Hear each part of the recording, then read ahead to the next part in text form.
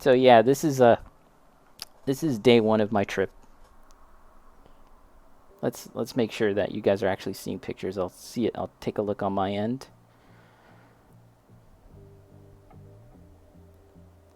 Oh yeah, there we are. So day one. A note about these moose signs. So I live in Ontario, and we were heading to the east coast, right? We're heading further out east. So the next province over would then be Quebec, right? So we're traveling in Quebec, and we're seeing these signs, right? Like moose, beware of moose kind of thing. And it's like, okay, I hear, like, I've seen video footage of moose. I've never seen a moose in person in real life. I don't think I'd want to because they're like huge. Apparently, they're like freaking huge if you ever seen any YouTube videos of them. And so these signs, first it was deer, and it's like, okay, deer crossing, that's fine, I've seen that. And then suddenly it's like moose crossing. And I'm like, uh-oh. Estorella, that's how you know you're in Canada. Yeah. It's like, uh-oh. And progressively these moose signs get bigger and bigger. And it's kind of freaky, like to the point where this sign, they would have like a little car beside it, and it seemed like the car was up to the moose's knees. And I'm like, is that for real? Are they really that big? And they can get pretty big. It's actually kind of crazy. And eventually we're driving up to like mountainous areas, like really mountainous foresty hills and everything. And the moose signs start to have flashing lights. They're like double the size of this, and they have flashing signs. And it's kind of freaking us out. We're like, what the hell's going on? Moose beware. Beware of moose.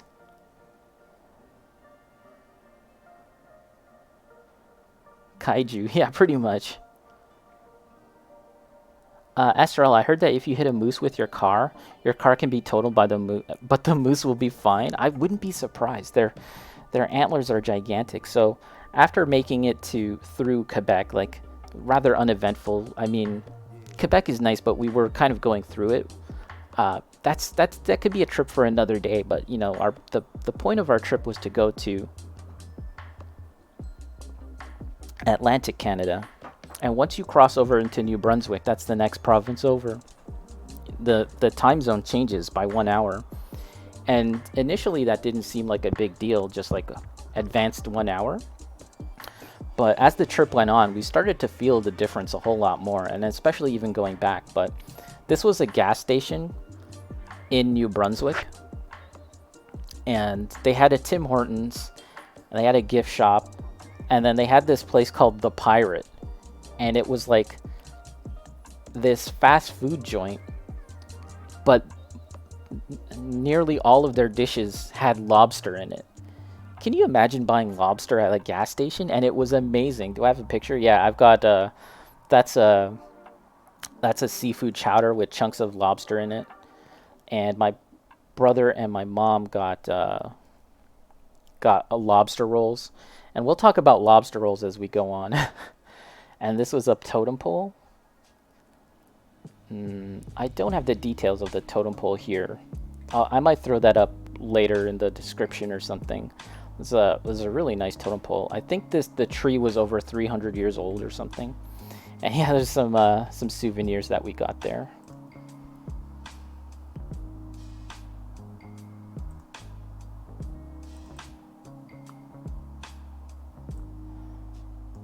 And so yeah, we stopped over in PEI.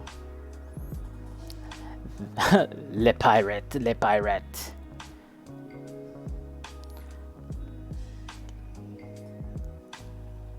Estrel, of course they added Tim Hortons for sure. That's like mentioning somewhere in the US having a McDonald's. Gas station lobster? No, it was really, really good. Like, I know it sounds really suspicious, it sounds really sketchy, but it was freaking amazing. And the lobster was huge. Like in the lobster roll, it was like really big chunks of lobster. So McDonald's, actually, we'll get into that a little later. But yeah, here's the map of our travels into day 2. So we stopped off at New Brunswick. That's where we rested. and then we crossed a bridge called the Confederation Bridge, and we headed to the western side of Prince Edward Island, over here. And let's see. Oh yeah, on our way there though, there was another lobster place that we stopped off at, like literally just kind of turning off into the road, looking for a place to eat, and we were thinking about getting McDonald's. And it was like, actually, let's get Lenny's takeout, because they have lobster rolls. And again, it was awesome. It was amazing. Anytime I think of lobster rolls, my point of reference prior to this trip was McDonald's, because a few years ago McDonald's had this thing where they were doing lobster rolls because there was a surplus of lobster. And I was like, wow, that sounds fun. Let's try some lobster rolls. And it was super disappointing, this McDonald's lobster roll. I don't know if any of you Canadians out there remember that, because it was basically a tuna sandwich. Like, there was a lot of mayo and celery and tiny little flecks of lobster. But when you go out to Atlantic Canada, the lobster rolls are a completely different deal, and they're like, yeah, like just big chunks of lobster on a piece of bread. It's amazing. Esther, what a lovely trip, dude. Oh, Ash, when you tried it sucked. Barely any lobster, yeah. So yeah, that place was really nice, Lenny's. And then we made it to the visitor center of Prince Edward Island, and that's just a picture of my little dude there. I have other pictures, but unfortunately I can't seem to, they're not working on my computer right now, but we'll carry on. Got plenty of other photos to show.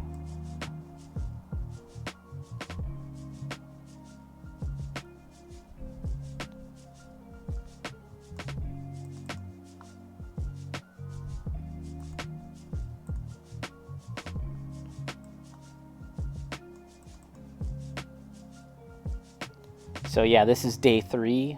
We're in Prince Edward Island now, and if you recall from the previous map, we were kind of on the western side of the island, and this time we were making it out to Cavendish. If you've gone to a grocery store, you might recognize the brand of potato related products called Cavendish potatoes, Cavendish hash browns and stuff. This is where they come from, Cavendish. And Cavendish is also the site of Anne of Green Gables, where that takes place. This is the heritage place. It's a Canadian heritage site. They took the home where Anne of Green Gables was based on, and have turned it into a protected Canadian site. And that's really interesting to me. Well, we can get into that a little later. This is the hotel that we were staying at. It was a golf resort, and I don't even golf. It was an amazingly nice resort. Probably the nicest hotel / resort that I've ever been to. But honestly, we barely kind of explored it and appreciated it, because our schedule was so packed. We were out every day. That's the lobby, and the lobby was so nice that it was like no one ever used it. The whole time we were there, no one was ever sitting around and hanging out in the lobby, because it just seemed so nice. So yeah, this day was really packed. We went first to the Canadian Potato Museum.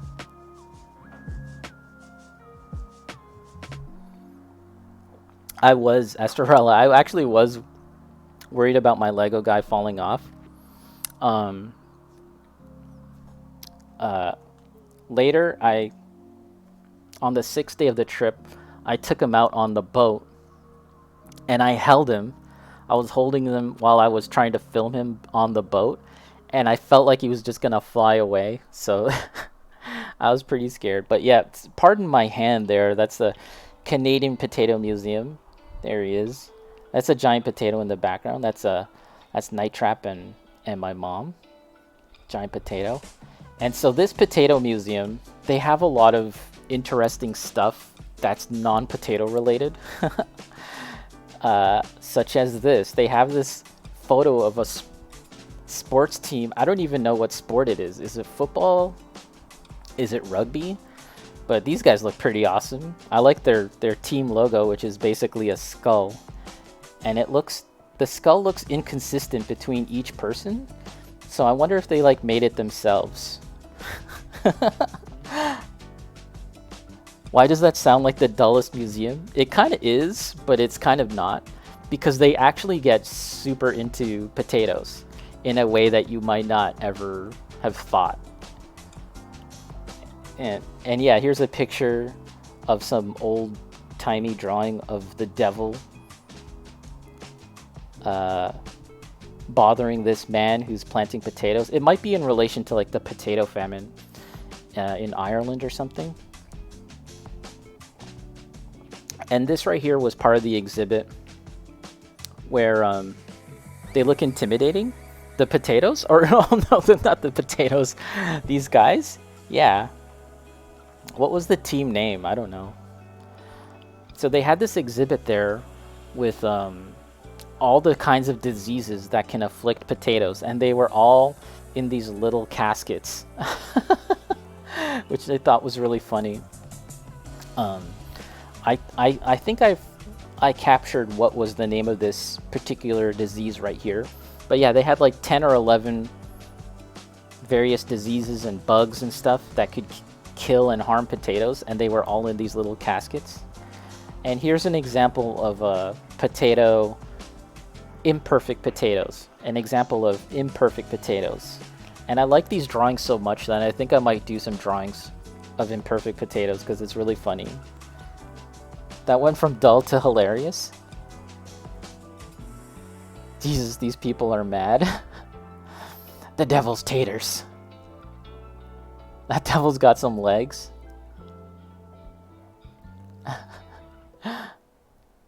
Do they have dope potato chips available? They do have actually pretty good potato chips at the gift store, actually. Covered Bridge. You actually might be able to find those potato chips in Ontario as well. Covered Bridge potatoes are pretty good. Protruding eyes. Knobby tubers. Look at this guy. Look at this knobby tuber guy. He's imperfect, but I still love him. I took a picture of this because they had like all these. They had this huge barn where they had pictures of not pictures. They had real life farming equipment from like dating back to like the 19th century or something like that. Old farming equipment up to more modern stuff in this large barn. But I took a picture of these two things because they look like they could be weapons for some kind of video game. Good reference for weapons or something, right? If you're trying to design a character. Maybe a Bloodborne 2 weapons. Handmade saw. Ice saw. Look at that. That looks badass. Ice saw. A Bayolet potato. Elephant potato, yeah. Someone called Guillermo del Toro. A good monster is one you can see in repose, or as a potato. Monster in repose, or potato. And this is another cool piece of reference. Again, it's a piece of farming equipment, but it looked so steampunkish, you know, like the weathering and the way these segmented parts are connected, and the kind of coppery teal look to it. I thought it looked really nice. You guys see this? I don't know if you can read this, but it says potato season from planting to harvest, a yoga story. So if you guys ever wanted to do potato yoga, the Potato Museum's got you covered. See all these poses? Plow and till to prepare the soil. Curl up like a small seed potato. Plant those tubers into the soil. Stretch and bend like growing sprouts. Be a beautiful potato blossom. See, this is the kind of information that you're not going to see anywhere else on Twitch, by the way. This is exclusive Epo Dempsey Roll content, bringing you the hard-hitting news, hard-hitting information that you're dying to know of. Potato yoga, everyone. Astral potato yoga.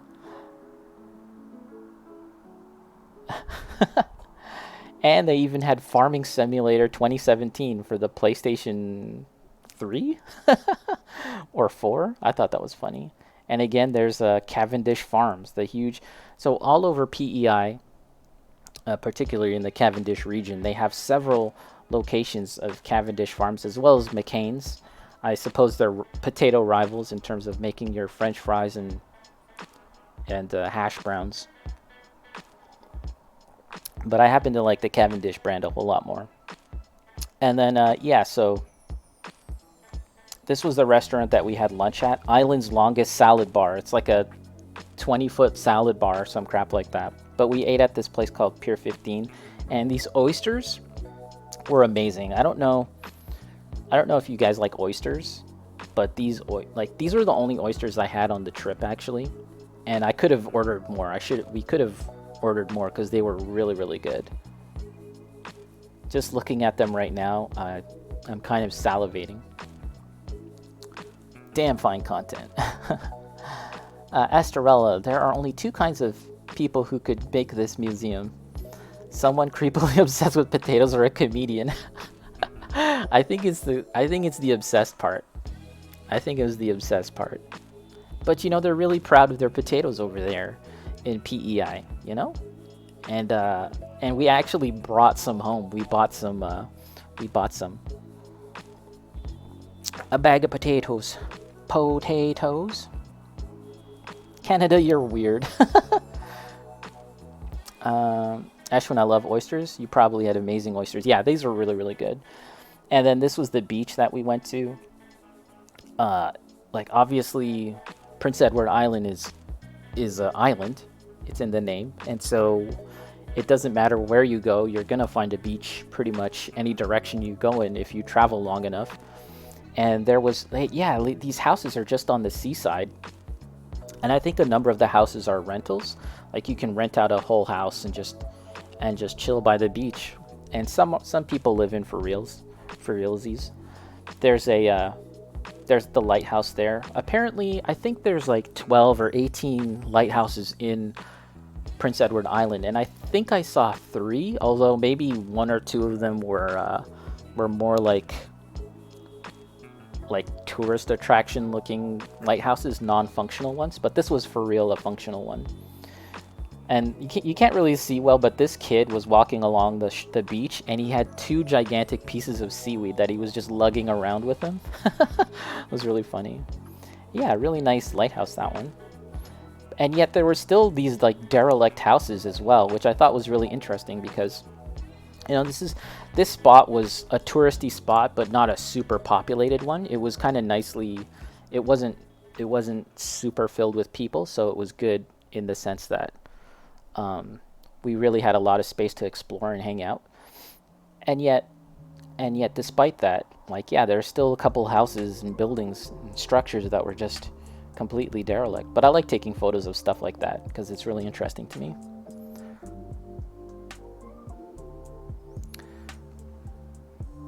Estrella, it would be nice to live there for a day. Yeah, maybe.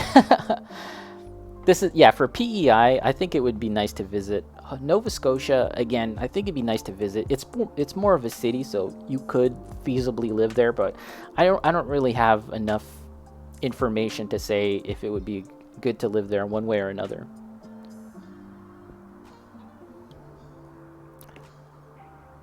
Estrella, they're so in the middle of nowhere that it's no wonder potatoes are the most exciting thing. Ashwin, holy shit, did that house sink into the ground? I think so. And there's my mom. There's Epo Dempsey mom right by this house that looks like a tourist attraction boot. It looks like a boot. And yeah, this is like a real fishing company right by the seaside. And all of these are lobster traps. Beside potatoes, that's like the other big thing in PEI is lobster. It's a huge industry. And yeah, that was all the lobsters. There's the beach. There's my little Lego guy by the beach. And this is really interesting. Like, again, I don't visit beaches too often, so I really don't know if this phenomenon has a name or if it's just not even worth talking about. But I thought it was pretty interesting how seaweed can sometimes, as the tide creeps up and washes on the shore, Sometimes it gets trapped under a rock, or maybe the seaweed is attached to a rock, and it just washes onto shore, and it's so bright and green. I thought it was really cool. Let me okay, we're cycling back, I think. Yeah. It reminded me of Bloodborne, the Bloodborne DLC, if you remember. It is pretty neat, yeah. And yeah, here's just like washed up, what do they call it? Driftwood? And it's just really beautifully detailed. I took some pictures of just the wood itself for future reference. Yeah, just wonderful looking wood texture and everything. Just really fascinating stuff. Yeah, here's some shots of it. Like, I love stuff like this. Yeah, I took a lot of pictures of things like this, by the way. I didn't actually, I don't think I have it in this album. But yeah, I took a lot of reference photos. Yes, I find that really interesting, stuff like that. Oh yeah, and then we made it to the to the Anne of Green Gables exhibit. So if potatoes and lobster are like the number 1A and 1B things in PEI, then Anne of Green Gables is probably 1C. All of those things are like top tier things from PEI, I think, maybe. And this is the house, and there's me, and we visited the house. But no, this is the Lego version. I was very surprised to see that they had a Lego version of the house, and it gave me an opportunity to put my little Lego guy there. But yeah, this is actually the visitor center. All of this part here, before you actually visit the house and the grounds itself, there's an amazing visitor center with a lot of information about Anne of Green Gables. There's this quote here: because when you are imagining, you might as well imagine something worthwhile from the book itself. This is all from the visitor center. This one right here is, I think, a first printing of the book, Anne of Green Gables. That's how you know you're an artist. So cute. Yeah. Actually, you know what?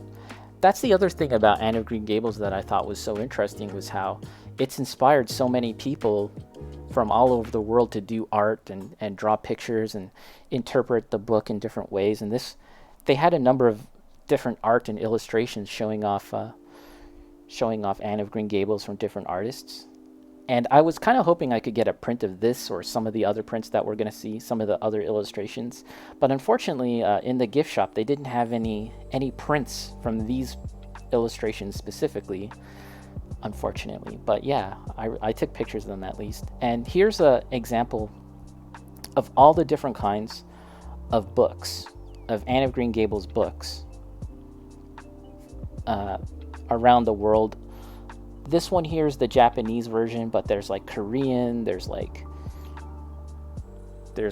Russian. If I could zoom in, yeah, there's all sorts of different languages. It's really neat though. Really, really cool. And then, okay, well, here's the house itself. And so, yeah, this is the house that Anne of Green Gables was based on. So the author, L.M. Montgomery, she based Anne of Green Gables off of her experiences living in Prince Edward Island. And this house, the house in the book is based off of her uncle and aunt's place, if I'm not mistaken. So this is her uncle and aunt's house. This is a protected Canadian heritage site. And that's really interesting to me because so many protected Canadian heritage sites are based around war, are based around military stuff, forts, fortifications, and famous battlegrounds and stuff like that. I think that's really important, as well as natural places like waterfalls and mountains and stuff like that. Again, that's really important, but for someone like me, and I think a lot of you guys too, who are creative people, it's really cool to see that intersection of fiction mixing with reality to the point where this fictional house has now become a protected national monument, right? That's pretty neat.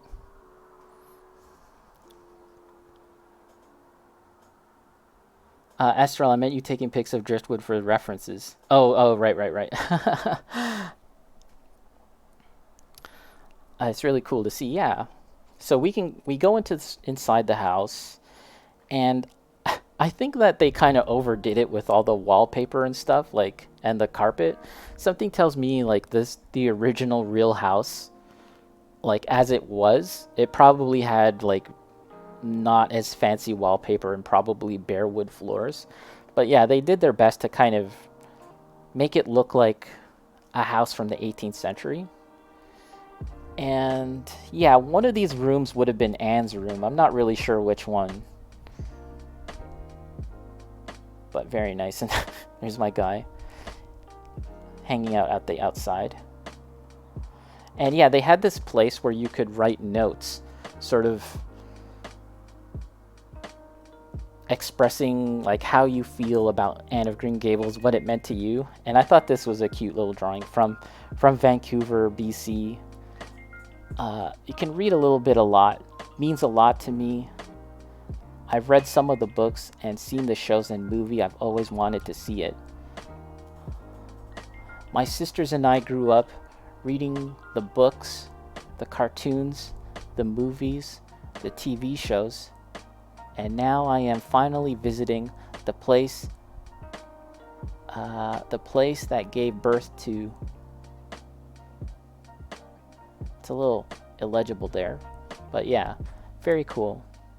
It's really neat. And yeah, so again, like people from all over the world come to this place, which is really interesting. And this photo here looks like something straight out of like a storybook or a painting or something. Unbelievable. And I had to be a bit of a creep to take this picture because I didn't want to like get any closer, but they had this clearing, and all of these girls are kind of dressed in period appropriate outfits, you know, like Anne of Green Gables or someone like that, with their hats and their summer dresses, and they're sitting out in this field reading the book, like sort of reading passages from the book. It's such a nice, pretty little scene. And I was walking down this little path that they had, and I kind of just snapped this picture, but this is such an amazing shot. Looks like a dollhouse in your photo. Yeah. There is a weird quality to it, like you're peering into a dollhouse with the house.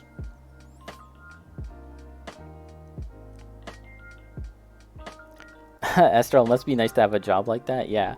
At least one of them was probably the lead reader person, and then the rest were like little girls that are part of like a summer camp thing, maybe? I don't know. And then later in the day, we went to... This was one of the main things that we kind of planned the trip around. In fact, all the credit for planning the trip goes to Night Trap, my brother. He practically planned the whole trip, but this was one of the main things that we based it around.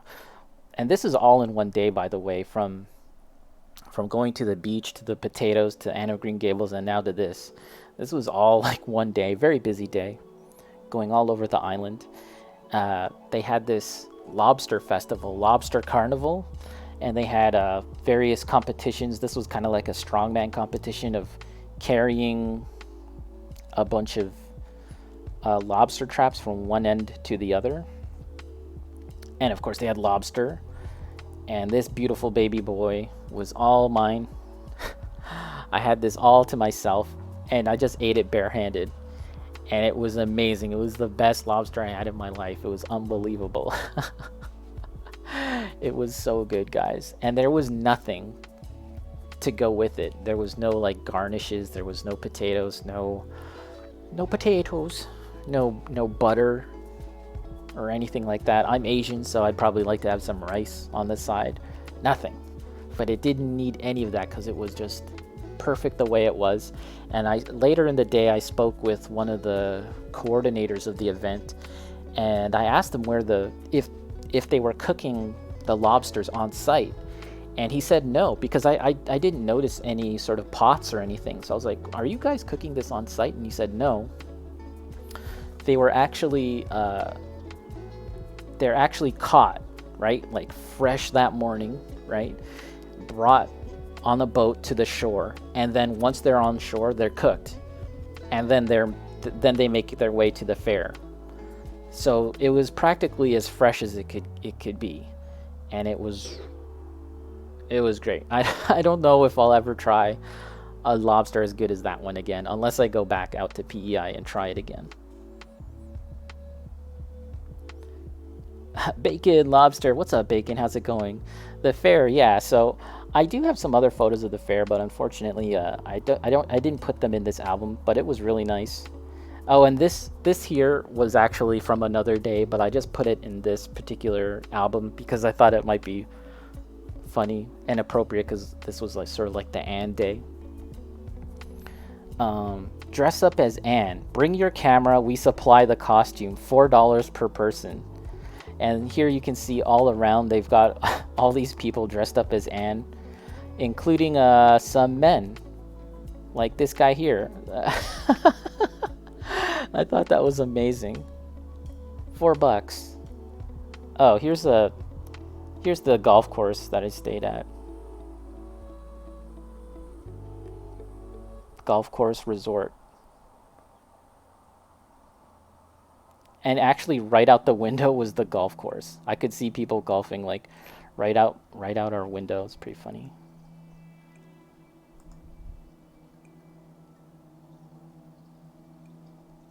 Let's close this. Oh, Papa. So that was day 3. Yeah, that was all day 3. Very busy day 3.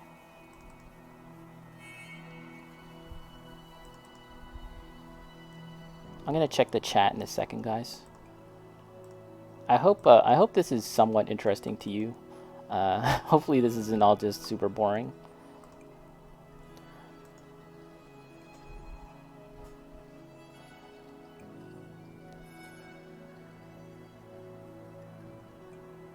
Okay, so here we are. This is day 4. So after that day of going out and doing all those things within PEI, now we're heading back across the bridge from PEI back to New Brunswick, and then from New Brunswick we're heading to Nova Scotia, and then ultimately we made our way to Halifax, which is, I believe, the major city there. And yeah, here's all the lighthouses in Prince Edward Island. Took a picture of that.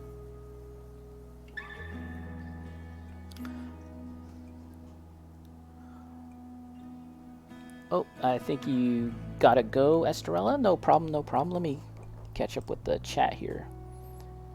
Oh, sorry guys, you're looking at a crazy thing here. Sorry.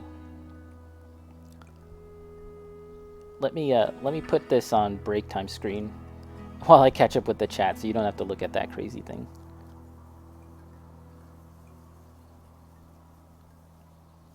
Eddie, damn, that high dollar shellfish fest. It was nice, man. It was really, really nice.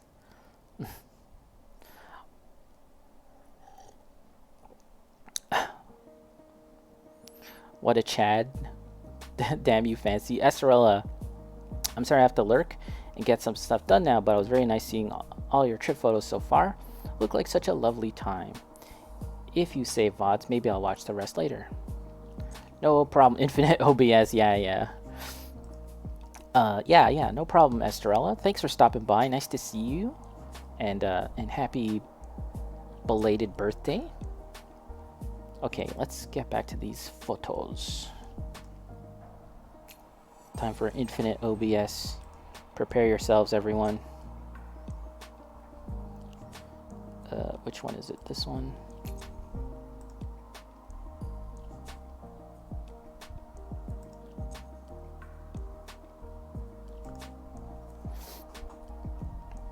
Oh, let me make sure that we're on the right thing. Sorry, guys.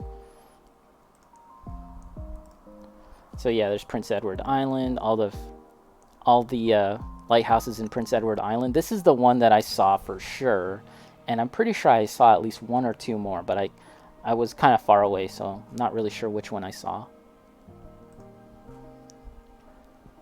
Again, there's Anne. People really love Anne over there.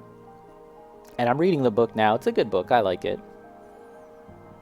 But it's really interesting how popular this story is the world over. And that's the bridge. There's a long ass bridge. Very interesting photo. Nova Scotia, made it to Nova Scotia. So if Prince Edward Island was like all about potatoes, lobsters, and Anne, Prince Edward Nova Scotia really likes their ships. And they had some big windmills over there. This was a cool shot. They had like, I don't know, more than 10 windmills, and these things were absolutely massive. This is like the first thing that you see as you enter Nova Scotia from the point that we entered it. And in fact, as a few days later when we were on our trip, the whale watching trip, we saw these very same windmills again from a distance.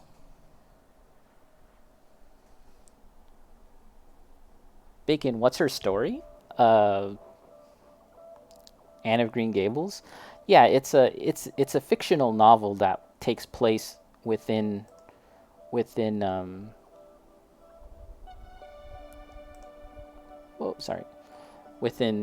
Prince Edward Island, but she's an orphan. I feel like you may have read it, Bacon. I don't know. I seem to feel like in high school maybe you read it, because I remember you telling me how like you were reading this book and you hated her. I don't know.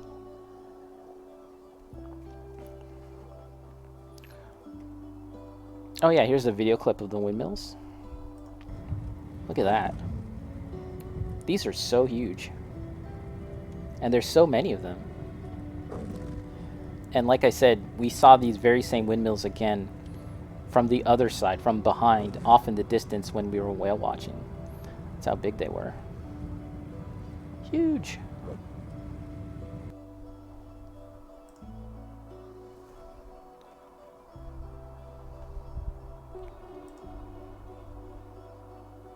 I think that is all from this day. Yeah. Choo-choo. Mojo, what's up, Mojo? How's it going? How are you doing these days?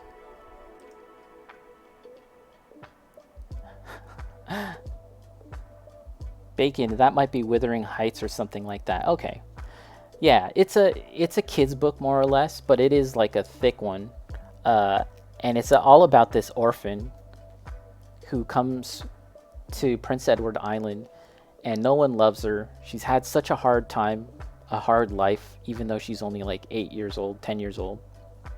And basically she comes to this island, to this family, and she's just very quarrelsome, very independent.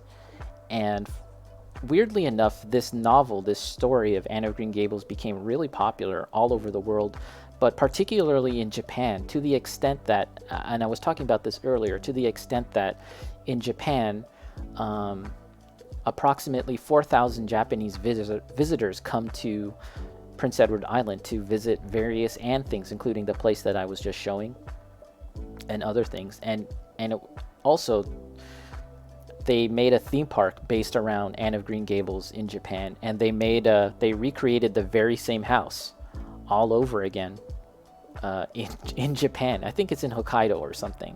And I was looking at pictures and it was freaking me out because I was like, whoa, I was just there, except not, because that's a photo of the very same house in Japan and not Prince Edward Island. Ba-ba. Bacon, windmills, or windmills as Eris calls them. Mojo. Doing well, been wanting to play a game, but nothing is sticking. What games have you been attempting to stick to? What games have you been trying? I actually bought something during my trip. I bought the Neo collection 1 and 2, so I might be playing some Neo 2 pretty soon. Pretty excited about that. I might be late in looking at the... Oh, sorry, I looked at that. Looking at the pictures, so pardon me, everyone.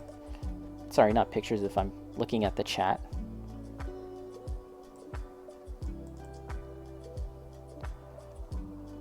And I'll try and speed things up. I don't want to bore you guys.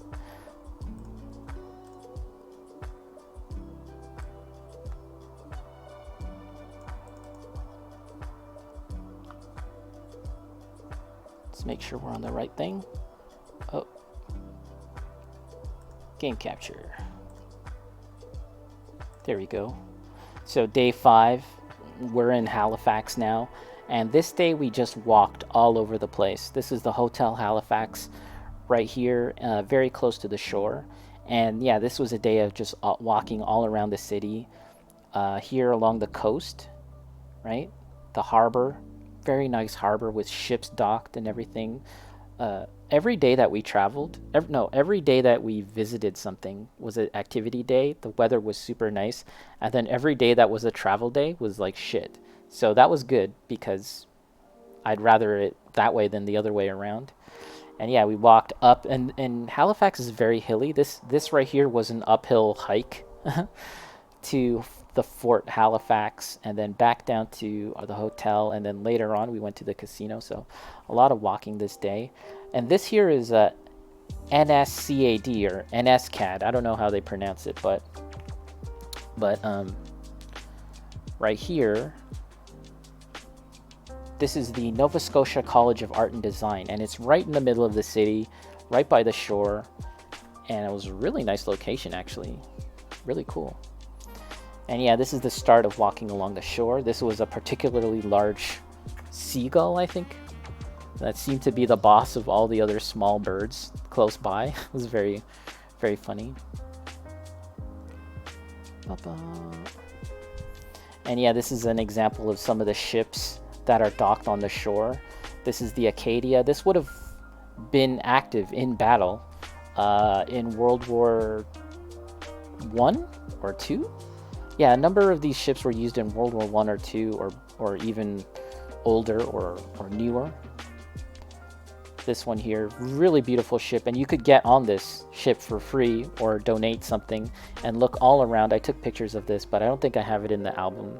But it was really cool to get on this ship, and yeah, this boat would have fought and destroyed some German ships, like for real, which is really, really neat. Mojo, I visited Halifax. Yeah, so this whole past week I've been on a trip with the fam to Atlantic, Canada.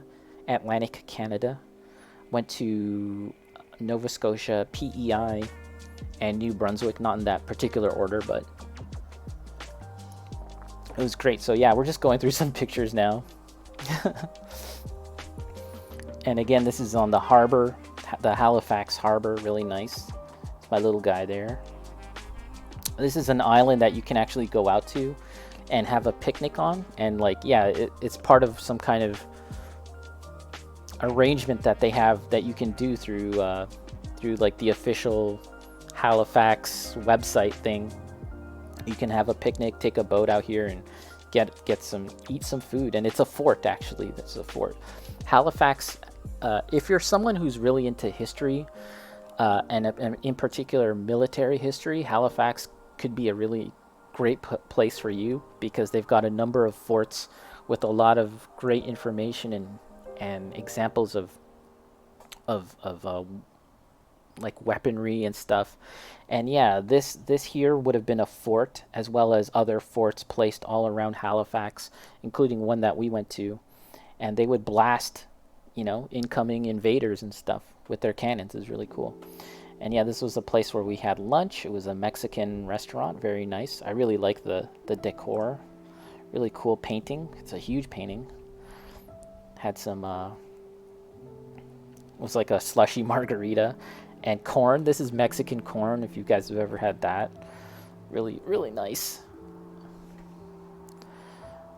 And let's see.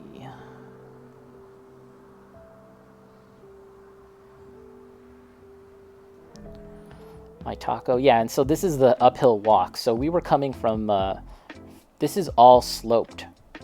Like from the sea all the way up this hill, it is a big slope, right?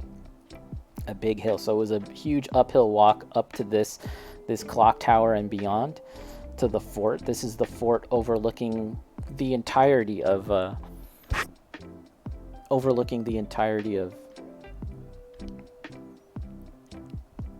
Halifax. It is really cool. and cannons. You can see there's a Scotiabank building there, but there's a cannon pointed in that particular direction. There was probably like, I don't know, like 30 cannons positioned all around this fort, and they do fire them off for real. Well, not for real, but they fire off a blank every 2 hours or something. That's pretty cool. And yeah, so inside they had a bunch of examples of other kinds of weaponry and guns and stuff. This was an example of, this is a miniature version of a huge monument that is in Vimy Ridge in France. This is commemorating the Canadian soldiers that died in France, and it's pretty cool.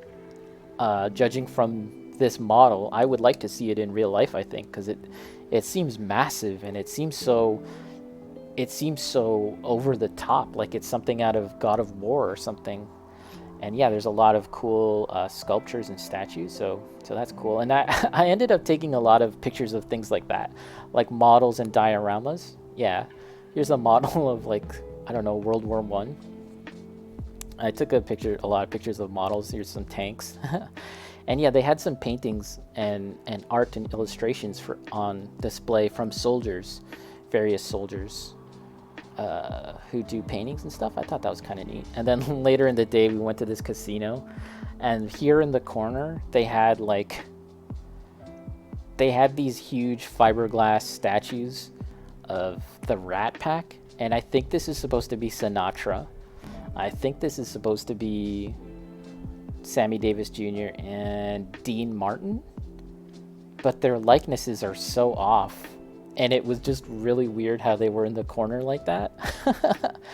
And this guy, again, he's supposed to be Sinatra, but he looked like Jack Nicholson. It was kind of odd and disturbing. Let's catch up with the chat. Mojo, you just downloaded Bloodborne again? Nice. Hey, if you want to play some Bloodborne, I'll play some Bloodborne with you, because I'm always down for some Bloodborne. Let's do some Chalice Dungeons, even though everyone hates Chalice Dungeons. Okay. So let's see. I think we went through all this. Yeah. So that was day 5. And here's day 6. Day 6 is kind of like the big day, I guess. The culmination of everything. This is the day that we went whale watching. And, just to spoil it, yes, we did see whales. It was amazing. It was probably one of the greatest moments of my life. And there it is. Just right to the point. This is actually footage from Night Trap's camera. And yeah, those are 2 whales right there. How amazing is that? It's just so amazing to actually be so close to the whales. This is the camera makes it seem like they're kind of far in photo, but we went much closer than that, and it was amazing. I'm kind of at a loss for words trying to explain it, but let's backtrack a bit. So this was where our hotel was in Halifax, right? This is Nova Scotia, and we're actually heading west, the west side of Halifax, down a peninsula to this very tip here in Digby, I think that's what it's called. This alone was like a 2-hour drive, 3-hour drive. Yeah, this is a more closer example of it. All along the coast, really nice views, but a very long trip all the way to here, to the Petite Passage Whale Watch and Cafe. Seafood chowder, scallop rolls, fresh soup. This is like the very tip of the peninsula, and then beyond the peninsula are 2 more islands. But like the fact that there's this cafe, they combined it with a cafe and whale watching, was a pretty great idea, because people come in early and they've got to wait for the ship to come in, and you can eat, have something to eat, have some lunch. And the food was actually really, really good again. A lot of great food in Atlantic Canada. I had the seafood chowder, and Night Trap and my mom had the scallop rolls, and it was like a lobster roll except scallop. And yeah, another photo. The water. This is the ocean, effectively, and the water was amazingly greenish and blue. Amazing water. This is inside the cafe itself. This is what I had. This is seafood chowder, guys. That looks insane. That looks so good. And yeah, there was chunks of presumably like Nova Scotia or PEI potatoes, as well as chunks of lobster and scallops and other kinds of seafood. It was so good. Unbelievable. And here's a model of the ship that we were on. And the ship here and the dock, they share it with the ferry. This is a ferry that takes on cars and even trucks to get to the island across. And yeah, here's another example, right? Taking the bridge, the coming to East Ferry. Here's the Petite Passage Whale Watch. Here's the island now. This is a peninsula, right? And then this is an island, right? And yeah, we take the boat and we just head out into the sea, into the great blue nothingness. And there's the lighthouse. If you look at here, Boar's Head Lighthouse, there it is, the lighthouse. And yeah, we're finally on the boat here, making it out. And for a good long while, it was about a 2-hour trip to the point where we were gonna see whales. It's like a vast blue nothingness, and a lot of people on board were starting to get a little anxious as to whether we were gonna see any whales or not. It was kind of like, are we gonna see anything? I don't know. But the captain is in constant communication with other boats and the islands nearby for sightings, and so he was specifically heading out to a destination approximately right in between Nova Scotia, where we were coming from, and New Brunswick, which is where we had been a few days earlier. It was a long trip out, and again, a lot of people were kind of getting anxious as to whether we were going to see whales or not. Yeah, here we go, 2 hours. Here be whales. This was actually a screen cap from Night Trap's GPS. He checked his GPS, and it was like, yep, it's still tracking us. We're just out in the water, and sure enough, we started to see whales. And again, like, it's kind of hard to really fully capture with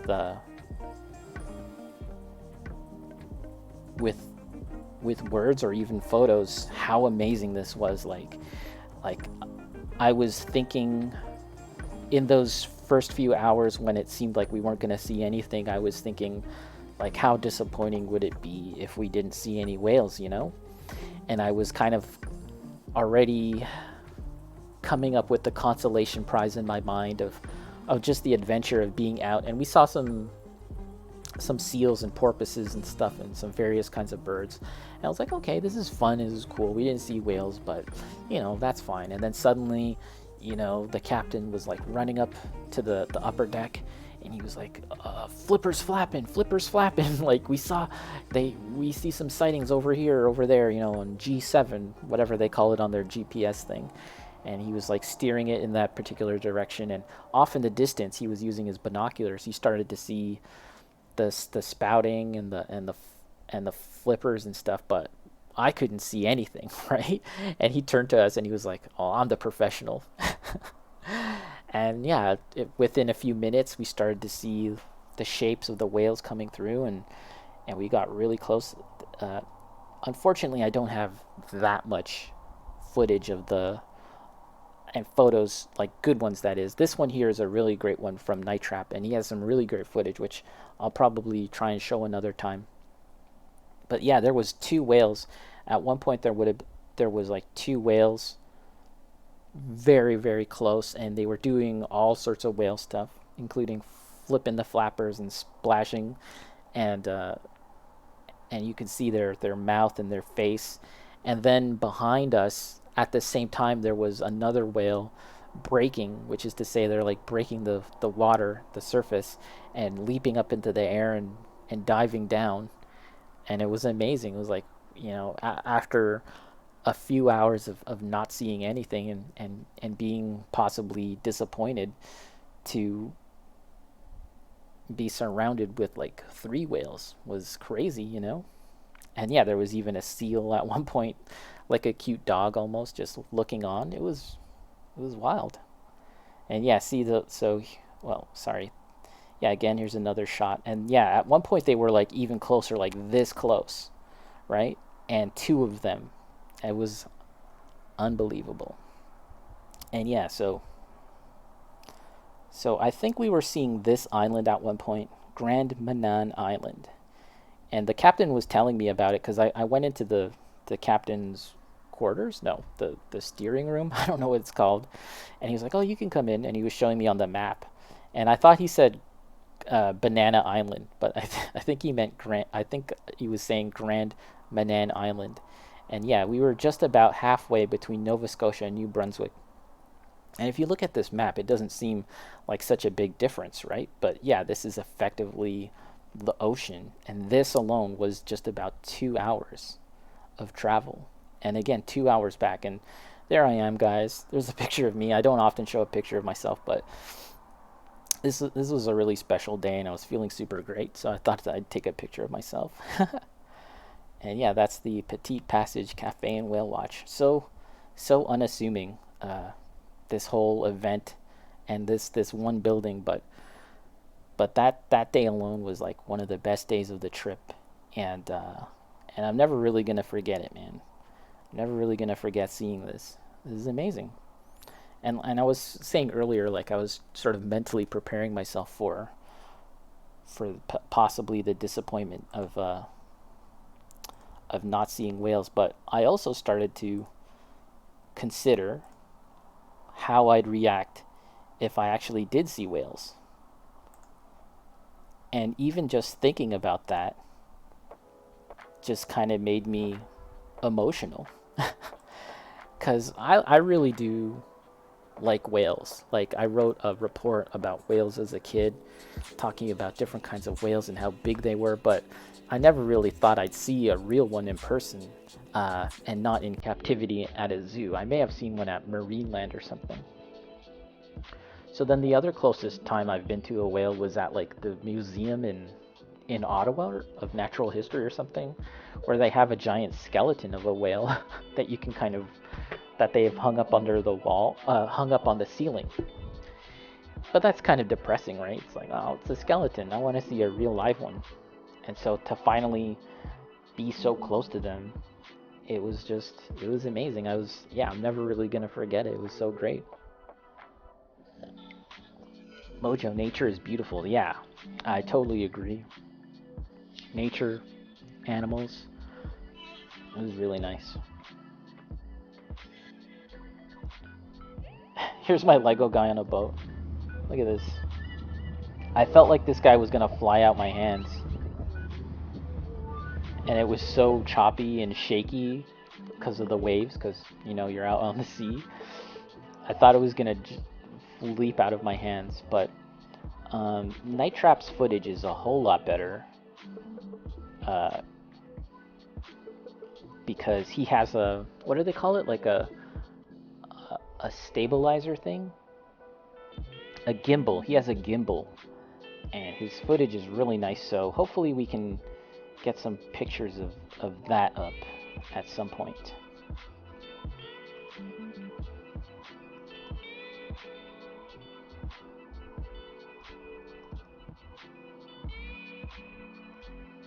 And yeah, this is just about the last day of the trip.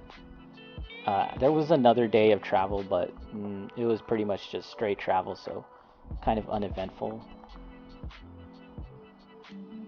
But yeah, day 7. So from Nova Scotia, we were then making our way. Oh, let me double check something.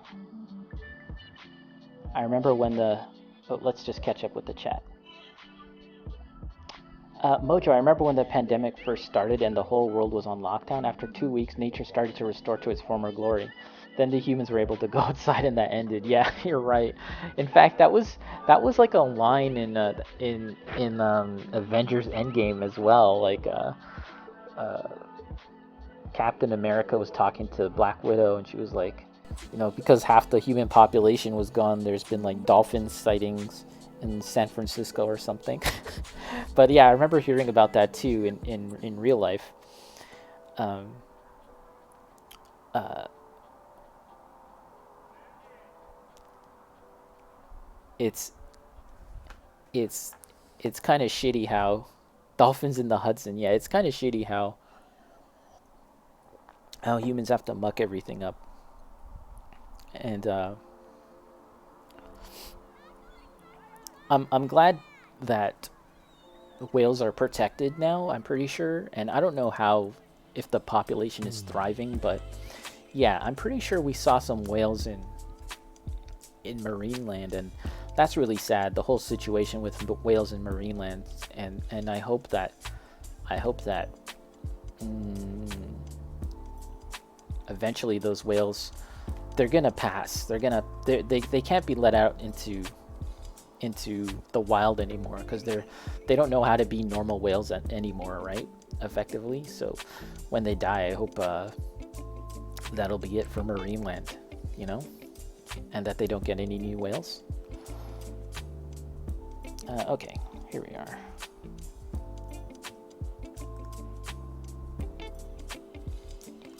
So yeah, from Nova Scotia, heading back to New Brunswick, all the way to the edge of New Brunswick, the border of New Brunswick and Quebec, which is, there's this small town called Edmundston, and that's where they had the Pirate, which I talked about earlier, this fast food joint called the Pirate. And if you look here, there's this yellow line is the river, the St. Andrews River, I think. And this river here is the dividing line between the U.S. and Canada. So we were actually really, really close to the border. I think it would have been Maine. I think we were really close to Maine. And yeah, so that was day 7, and the next day from Edmundston back to Quebec, and then from Quebec back to Ontario. And then here we were, back home. But yeah, here you can see that's Prince Edward Island and Cavendish, and we were somewhere up here. So we went through a lot of places. But what was the name of this place? This was not Edmundston. Oh, Shediac in New Brunswick. They've got this amazing...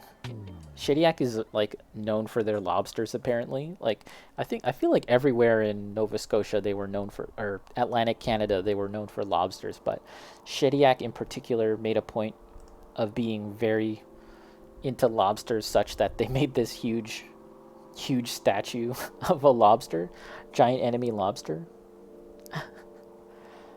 And yeah, they have some little shops and stuff along here, and it seems like they're going to develop this area into a more touristy place. This was the Cabane du Gros Homard, or the Big Lobster Hut. Cabane du Gros Homard, the Big Lobster Hut. And yet, once again, got another lobster roll.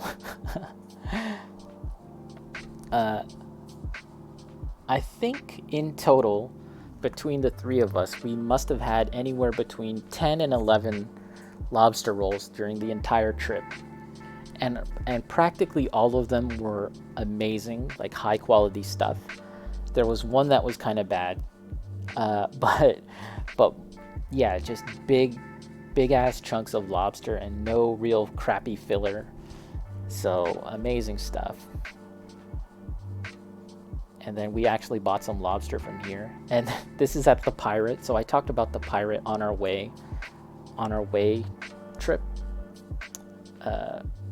in New Brunswick, but we went back to the Pirate and got more lobster rolls. And again, look at this, it's overflowing from the roll, from the bread itself, and you can actually see the shape of this freaking claw and the tail and everything, and it was just so good. Oh my god, so good. Mojo, how much were the lobster rolls? So it kind of depended.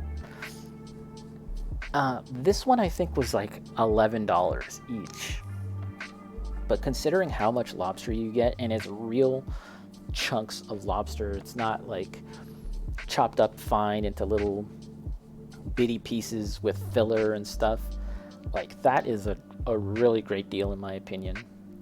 Yeah, some of them were $11. The most expensive one that Night Trap had was at the resort hotel, and that was like $22, and it was actually the shittiest one. He was so disappointed. It wasn't good.